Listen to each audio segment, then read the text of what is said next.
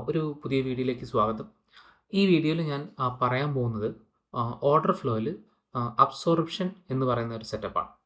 ഈ അബ്സോർപ്ഷൻ സംഭവിക്കുന്നത് മാർക്കറ്റ് ഒരു വലിയൊരു മൂവ്മെൻറ്റ് വരുന്നതിൻ്റെ ഒരു സൂചനയാണത്. അതായത് ബേസിക്കലി ഒരു റിവേഴ്സലോ അതല്ലെങ്കിൽ ഒരു ട്രെൻഡ് കണ്ടിന്യൂഷൻ, ഇത് രണ്ടും നമുക്ക് അബ്സോർപ്ഷൻ വഴി നമുക്ക് കിട്ടും. ഇതിന് വേണ്ടുന്ന ആകെ ഒരു കണ്ടീഷൻ എന്താണെന്ന് വെച്ചാൽ, നമ്മൾ ഈ അബ്സോർപ്ഷൻ നോക്കുന്ന ഏരിയ എന്ന് പറയുന്നത് ഒരു ഹൈ കോൺഫ്ലുവൻസ് സോൺ ആയിരിക്കണം. അതായത് ഒരു വാലിഡായ ഒരു ഓർഡർ ബ്ലോക്ക്, അതല്ലെങ്കിൽ അതല്ലെങ്കിൽ ഒരു ഡിമാൻഡ് സോൺ, ഒരു സപ്ലൈ സോൺ, അങ്ങനെ എന്തും ആവാം. നമുക്ക് ഹൈ ടൈം ഫ്രെയിമിൽ നമുക്ക് ഒരു വാലിഡായ ഒരു സോണ് നമുക്ക് ഇതിനു വേണ്ടി ഉപയോഗിക്കാം. അപ്പം ഇന്നലെ ഒരു നല്ലൊരു സെറ്റപ്പ് ഇതിൽ വന്നിരുന്നു. നമ്മളിൽ ഒരുപാട് പേര് ആ സെറ്റപ്പ് എടുത്തു കാണും. അത് ഓർഡർ ഫ്ലോയിൽ നമുക്ക് എങ്ങനെ നോക്കി കണ്ടുപിടിക്കാം. ഇതൊരു ഞാനിപ്പോൾ ഈ വീഡിയോ ചെയ്യാൻ കാരണം എന്താണെന്ന് വെച്ചാൽ, ഇത് ഒരുപാട് പേര് ഓൾറെഡി ക്യാപ്ചർ ചെയ്ത സെറ്റപ്പാണ്. അപ്പം നിങ്ങൾക്ക് ഞാൻ പറയുന്ന ഈ കോണ്ടെക്സ്റ്റ് പെട്ടെന്ന് മനസ്സിലാവും.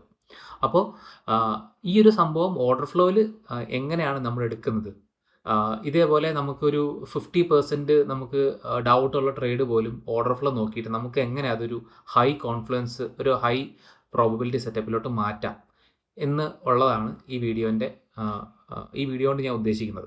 അപ്പം ഈ വീഡിയോ കൊണ്ട് ഞാൻ ഉദ്ദേശിക്കുന്നത്, ഇപ്പം നിങ്ങൾ ഓർഡർ ഫ്ലോയിലോട്ട് മാറണം എന്നൊന്നുമല്ല. നിങ്ങൾ എന്ത് തന്നെ സെറ്റപ്പ് നിങ്ങൾ യൂസ് ചെയ്താലും അതിൽ ഈ ഓർഡർ ഫ്ലോ കൺഫർമേഷൻ കൂടി എടുത്തു കഴിഞ്ഞാൽ നിങ്ങൾക്ക് എടുക്കുന്ന ട്രേഡിന് ഒരു കോൺഫിഡൻസ് കൂടും എന്ന് പറയാൻ വേണ്ടി മാത്രമാണ്. ഞാനിപ്പം ഓർഡർ ഫ്ലോയ്ക്ക് വേണ്ടി യൂസ് ചെയ്യുന്ന പ്ലാറ്റ്ഫോം ഗോചാർട്ടിംഗ് ആണ്.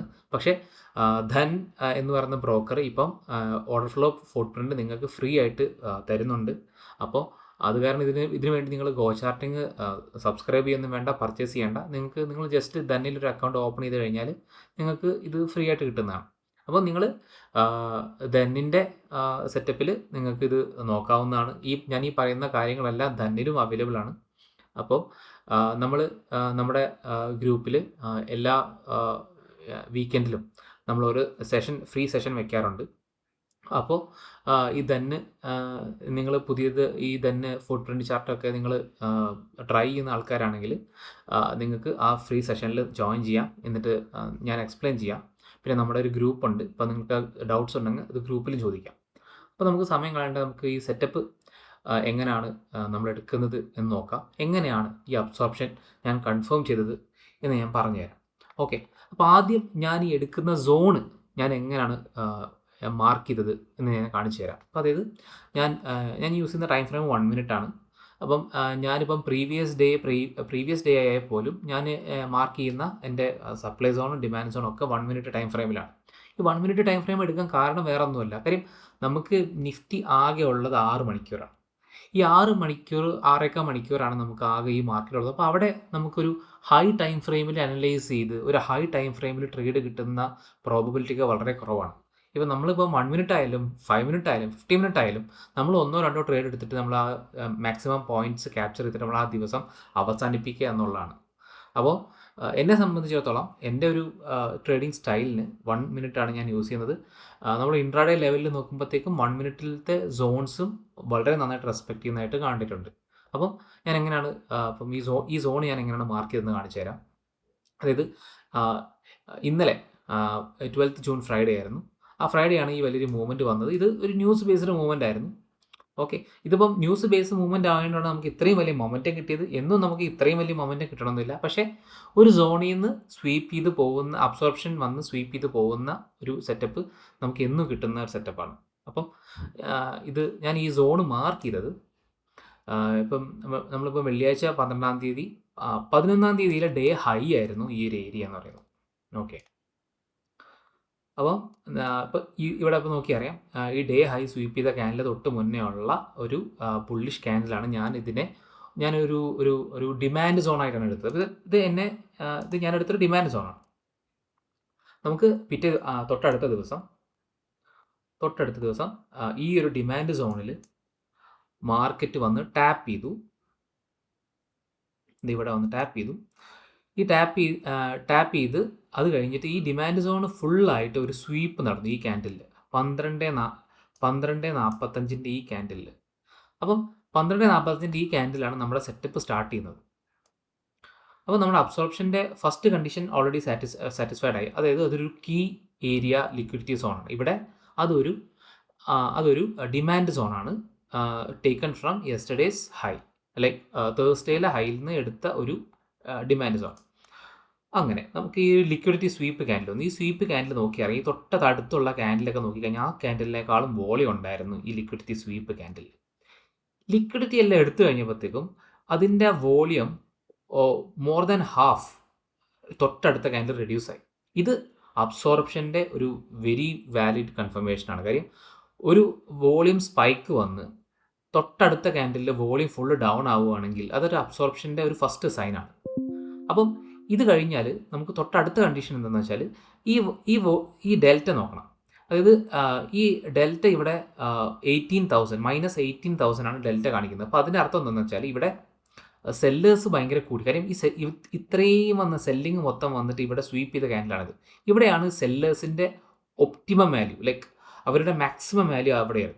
അതിനുശേഷം സെല്ലേഴ്സിൻ്റെ സെല്ലിംഗ് പ്രഷർ കുറഞ്ഞു വരികയാണ്. കാരണം ഈ 18,520 1040, അത് കുറഞ്ഞ് അവസാനം അത് ഒന്ന് ചെറുതായിട്ടൊന്ന് ഫ്ലിപ്പായി 65. അതായത് ഇത്രയും നെഗറ്റീവ് ഉണ്ടായിരുന്ന വാല്യൂ ഫ്ലിപ്പ് ചെയ്ത് പോസിറ്റീവായി.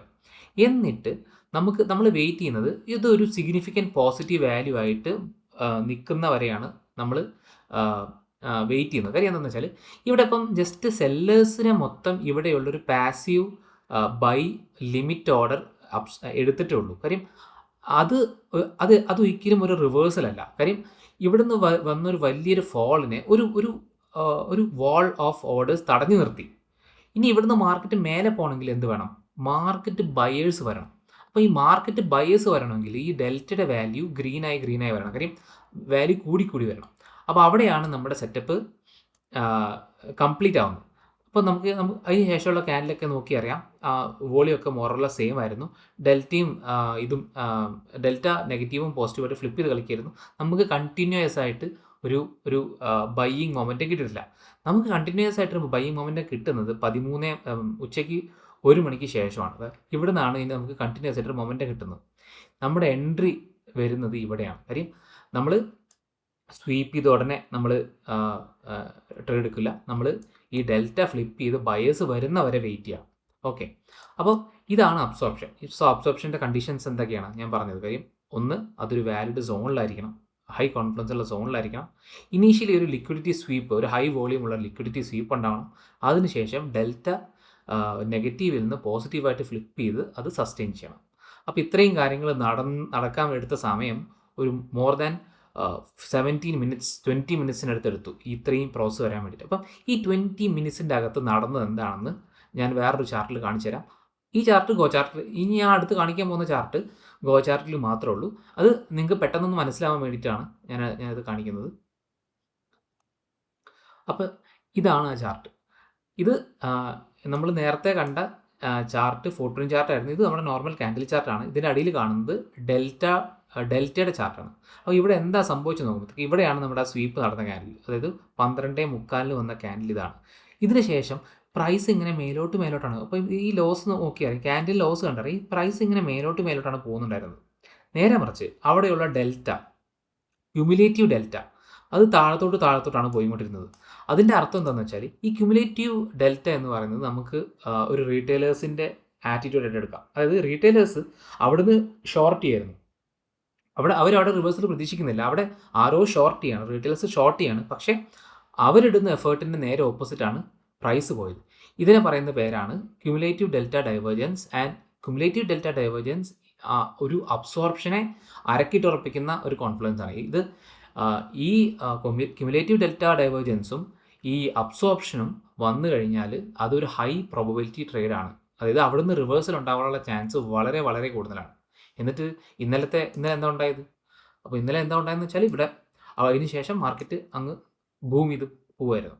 ഇനി നമ്മളിപ്പം ഇവിടെ ഇപ്പം ICT-SMC ഒക്കെ നോക്കുന്ന ആൾക്കാരുണ്ട്. ഇപ്പം ICT-SMC നോക്കുകയാണെങ്കിലും ഇതൊരു ഡിമാൻഡ് സോണാണ്.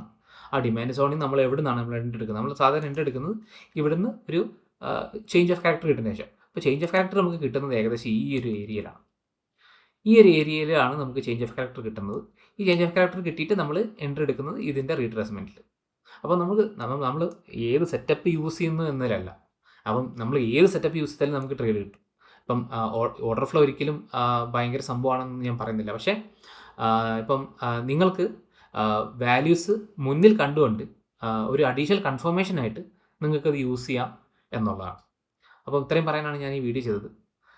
നിങ്ങൾക്ക് എന്തെങ്കിലും ഡൗട്ട് ഉണ്ടെങ്കിൽ നിങ്ങൾക്ക് വീഡിയോയുടെ കമൻറ്റ് സെക്ഷനിൽ ചോദിക്കാം. ഞാൻ ഈ വീഡിയോയുടെ ഡിസ്ക്രിപ്ഷനിൽ എൻ്റെ വാട്സാപ്പ് ഗ്രൂപ്പിൻ്റെയും ടെലഗ്രാം ഗ്രൂപ്പിൻ്റെയും ലിങ്ക് ഇട്ടേക്കാം. നിങ്ങൾക്ക് എവിടെയാണ് സൗകര്യം എന്നൊക്കെ ചോദിക്കാം. തികച്ചും ഫ്രീ ആണ്. അപ്പം എല്ലാം ഞാനൊരു പെയ്ഡ് കോഴ്സും കാര്യങ്ങളൊന്നും ഞാൻ ചെയ്യുന്നില്ല. നിങ്ങൾക്ക് എന്ത് ഡൗട്ട് ഉണ്ടെങ്കിലും ചോദിക്കാം. എല്ലാ വീക്കും നമുക്ക് സെഷനുണ്ട്. അപ്പം സെഷനിൽ നിങ്ങൾ അറ്റൻഡ് ചെയ്ത് കഴിഞ്ഞാൽ ലൈവായിട്ട് നിങ്ങൾക്ക് Q&A ചോദിക്കാം സെഷൻ്റെ അവസാനം. പിന്നെ ഗ്രൂപ്പിൽ എല്ലാ ആഴ്ചയിലും മുന്നേ ഞാനൊരു പോൾ ഇടും.